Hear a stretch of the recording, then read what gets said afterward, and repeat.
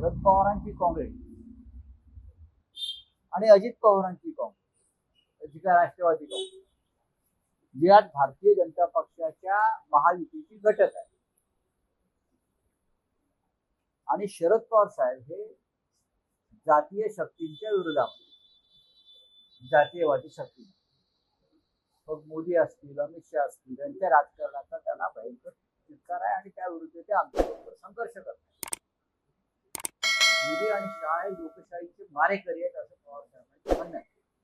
या देशात लोकशाही राहिलेली नाही आणि ती या दोन नेत्यांवर, असं एकंदरीत मला पवार साहेबांची भूमिका कायम दिसलेली आहे. आणि देशाच्या संविधानाच्या रक्षणासाठी जे आम्ही एकत्र आलो त्यात माननीय शरद पवार हे महत्वाचे आमचे मार्गदर्शक आहेत. आणि संविधानाच्या मारेकऱ्यांच्या गटामध्ये अजित पवार आहे. अजित पवार आहे जातीयवादी शक्तींबरोबर काम करतात.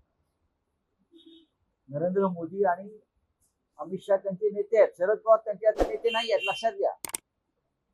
त्यांचे नेते आता देवेंद्र फडणवीस, नरेंद्र मोदी आणि अमित शहा आहे.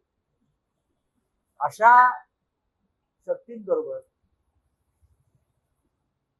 या शक्तींच्या विरोधात शरद पवारांची विचारधारा कधी जमली नाही. त्याविरुद्ध संघर्ष करत आले. त्याच्यामुळे आता पुण्यात काय घडतंय स्थानिक पातळी, खरं म्हणजे अशी युती झाली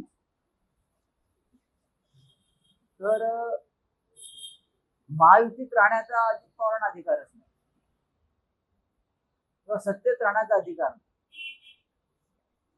नरेंद्र मोदी आणि अमित शहानी माननीय शरद पवार साहेबांवरती कोणत्या प्रकारची वक्तव्य केले आपल्याला माहिती आहे, की महाराष्ट्राला मान्य नाही, अजिबात मान्य नाही. आता महायुतीतून ते परत महाविकास आघाडीची युती करत असेल या पद्धतीने,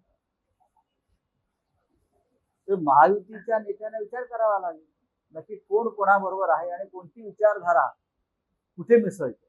पण राऊत साहेब, तुम्ही म्हणतात की समजा विचार करावा लागेल, त्यांना महायुतीत राहण्याचा अधिकार नाही, तर तोच मुद्दा शरद पवारांच्या बाबतीतही लागू होतो ना. महाविकास आघाडीत राहण्याचा शरद पवारांना अधिकार आहे का? कारण तेही अजित पवारांशी युती करतात आणि मुळात तुम्ही पण जाणार आहात. आणि आम्ही जाणार नाही, आम्ही जाणार नाही. पुण्यामध्ये शिवसेना आणि मनसे हे एकत्र लढतील. काँग्रेस आमच्या बरोबर येणार असेल तर आम्ही नक्की त्यांच्याबरोबर चर्चा करू. आतापर्यंत पुण्यामध्ये काँग्रेसची चर्चा झालेली आहे, सुरू आहे, हे पण सांगतो. नाशिकमध्ये काँग्रेसची चर्चा सुरू आहे. मीरा भाईंदर किंवा अशा अन्य ठिकाणी काँग्रेसची चर्चा आमची सुरू आहे. त्याच्यामुळे शिवसेना आणि मनसे ही युती तर होणार, पण अशा प्रकारे जर काय नव्याने घडत, आता आमचे मुंबईमध्ये राजसाहेब आणि उद्धव साहेबांची युती झाली, तिथे अजित शरद पवार साहेबांचा पक्ष आमच्या बरोबर आहे, ते आम्ही सांगू शकतो. पण पुण्यामध्ये आम्ही भारतीय जनता पक्षाबरोबर संबंध असलेल्या सरकारमधल्या कोणत्याही पक्षाशी संबंध ठेवणार नाही, आमची एक विचारधारा. राऊत स्पेसिफिक प्रश्न आहे, जर शरद पवार आणि अजित पवार या दोन पक्षांची युती होत असेल तर महाविकास आघाडीत शरद पवारांना राहण्याचा नैतिकदृष्ट्या अधिकार आहे का? जर तुम्ही अजित पवारांच्या बाबतीत म्हणत असाल तर नाही, आम्ही त्याच्यावर चर्चा करू. मी स्वतः शरद पवार साहेबांशी चर्चा करू. तेवढे आमची नाती आणि संबंध आहेत,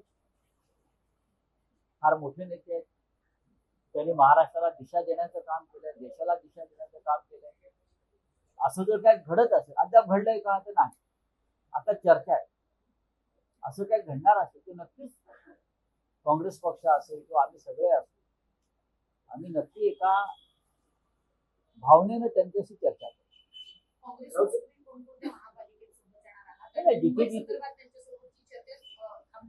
मुंबईत त्यांच्या बरोबरच्या चर्चेला आता पूर्णविराम मिळालेला आहे, पण मुंबईच्या बाहेर त्यांच्याने आमच्या बैठका आणि चर्चा स्थानिक पातळीवर सुरू आहे. उद्या जी घोषणा होते आहे, राज ठाकरे उद्धव ठाकरे यांच्यासोबत काही घटक पक्ष म्हणजे एनसीपी, तुम्ही म्हणाल तर आजपासून त्यांच्यावर बोलणी होत आहे, तर एनसीपी शरद पवार हेही या व्यासपीठावर असतील का? जर आज एनसीपी बरोबर आमची चर्चा अंतिम टप्प्यात संपली तर माननीय शरद पवार साहेबांनी सुद्धा या पत्रकार परिषदेला उपस्थित राहावं अशी आमची इच्छा आहे आणि आम्ही त्यांना त्याबाबत आज संध्याकाळपर्यंत, आता पुण्यात आहेत ते, तर आज रात्री मुंबईत येतील, तर आमची आमची अपेक्षा आहे की ते येईल. आम्ही त्यांना निमंत्रण देऊ आणि 100% ते जागा वाटप फायनल झालंय. नक्की. फायनल त्याशिवाय काही युतीची घोषणा होणार आहे.